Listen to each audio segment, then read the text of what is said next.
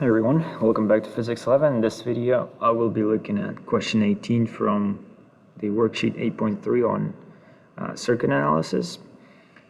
So again, as in the question 15, what I've done here is I've redrawn my diagram and relabeled some of the things the way I like it. So before, again, you start a question, make sure you understand what's going on, what the question is asking you to find. See if you can answer some of the questions right away, because sometimes all you have to do is just look at the diagram and think about it for a moment and see if you can get the answer. So in this case, we have to find the current I2, I3, and I4. So I2, this is the original question. I2 is over here, right? So that's in this resistor R2 that's in parallel with R1. I4 is a resistor that's R5 in parallel with R4. We have to find the R3 resistor and current I3. Now, if you look here, current I1 is given to you. Now, this current I1 is right at the negative side of the battery. So the way this is labeled, I guess, it's based on the electron flow. So they labeled the currents based on that, but the current starts going this way. So this is your I total, and then it has to come back in as your I total, right? Whatever it comes out has to come in the same way. So that means that your I1 of 3 amps is your I total here. So that's what I've done here on the bottom. I relabeled it and I showed that my total current is going to be 3 amps coming out and coming in. And then I labeled it the proper way, going clockwise from positive to negative terminal.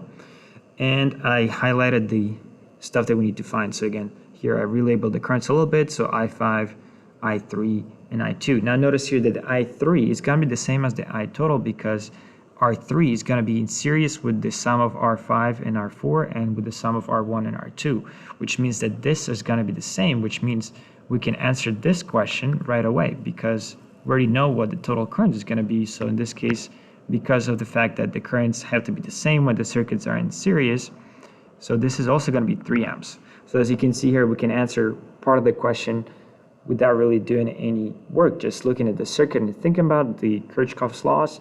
And in this case, remember, for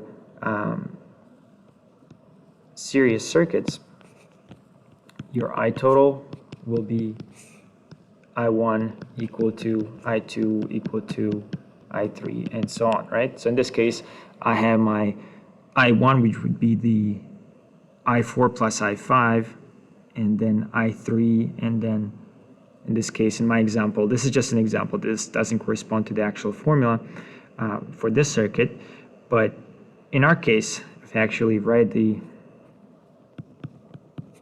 current equation for this circuit, this is going to be the I total is going to equal to the I4 plus I5,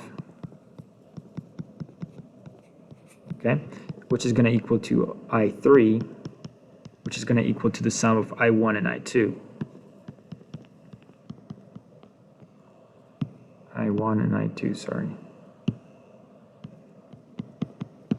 That would be the proper equation for our circuit. So I can get rid of this so we're not get confused. Now, we need to know this for later. But first, let's find the total resistance so we can find our R3. So the total resistance in this case is going to be, our total is going to equal to the total voltage over the total current. Now we already know the total voltage is given. It's going to be 90 over the total current, which is 3 amps. So the total resistance in this case is going to be 30 ohm. And let's take a look at the equation for the total resistance for the circuit. So the R total is going to equal, we have two sets of resistors which are in parallel. Now if you look at the values, 10 and 20, 20 and 10, these are going to be the same. So the values for both of these sets of parallel resistors is going to be the same. But we can write out the equation for this circuit, for the total resistance, which is going to be the, let's see, if we follow the current flow, this is going to be our 4 plus 5, which are in parallel. So you can label it either like this, or you can say, you can write parallel if you want, so you don't forget. It's up to you. Then we have our R3, which is in series with this one. Then we have the R1, R2, which are in parallel. Okay, so our total. Now the way I've done it here is that I already showed the total resistance. I don't need to take the reciprocal of it afterwards. So this is kind of the quick way of doing it, which means that for my parallel resistors here, I'm gonna have to remember to take the reciprocal. So the way I'm gonna write it is, actually we're looking for R3, so let's just solve for R3 right away, which is gonna be our total minus these two resistors in parallel. Like so. So R3 is going to equal to the R total, which we know is 30. Now R5 and R4 are in parallel, so we need to take the 1 over the values, so it's 1 over 20 plus 1 over 10, and take the reciprocal, so raised to -1. And same thing for the R1, R2. Same idea here. 1 over, in this case, 1 over 10 first. R1 is 10 plus 1 over 20 raised to -1. So that's going to be our equation for R3. Now you can use a calculator for this. You're going to find that you're going to end up with 30 minus 20 over 3 minus 20 over 3. So 20 over 3 is the value for the parallel resistors. And in the end, your R3 is going to equal to 16.7 ohm. All right, so that's your first part of the question. Now, for later use, we will need our R1 parallel to R2, which equals to R5 parallel to R5, which equals to 20 over 3. Or 6.6 ohms repeating. So that's going to be for later use. So there you go. We found our resistor R3. So now we know this is 16.7 ohm here. Okay, what else can we do? Well, let's take a look at the currents that we need to find. So we have our equation for the total current, which is going to be this one right here.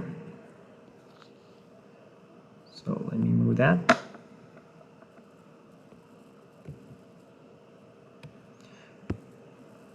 So for our current, we need to find I3, which we found already, by the way. So that's done as well. So we're only missing the I2 and I5 on this diagram. So we know this guy already.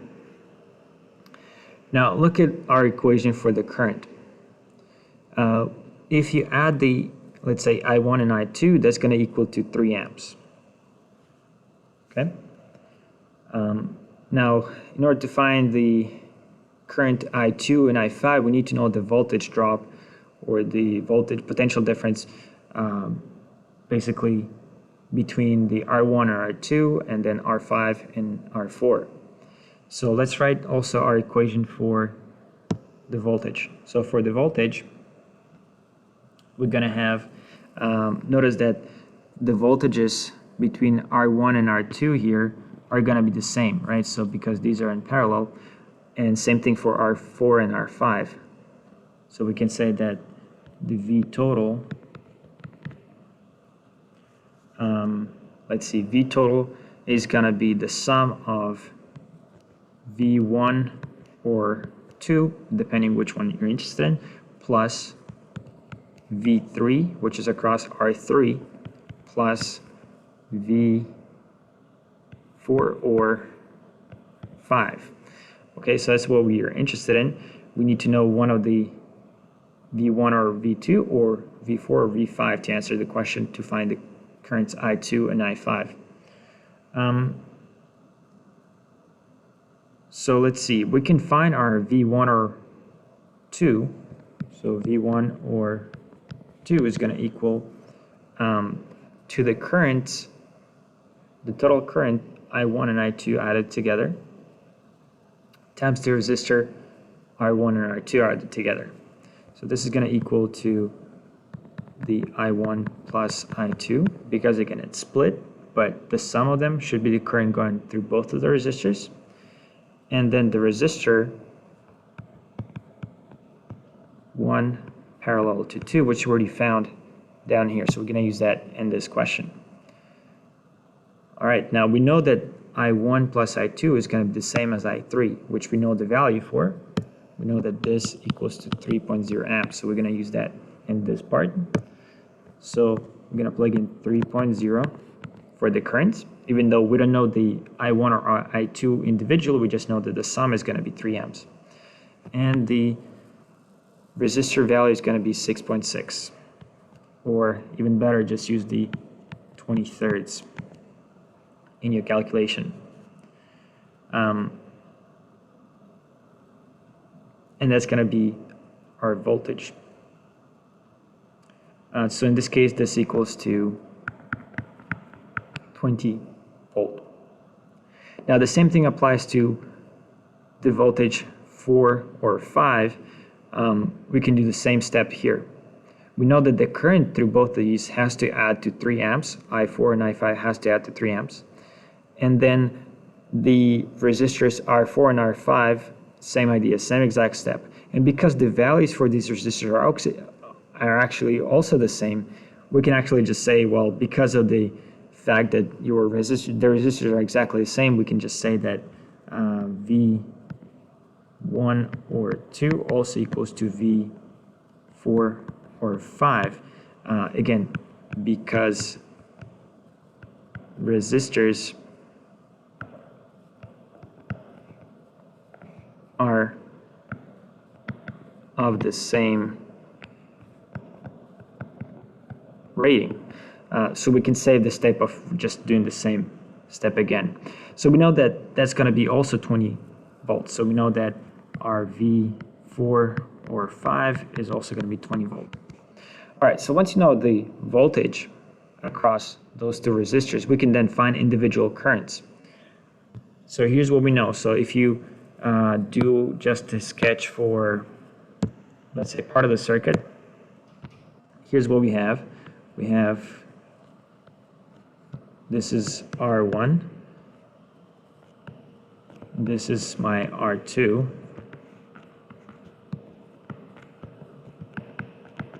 okay? I know that the voltage drop across these, right, is going to be, the potential difference is going to be 20 volts here. It's the same idea for R4 and R5.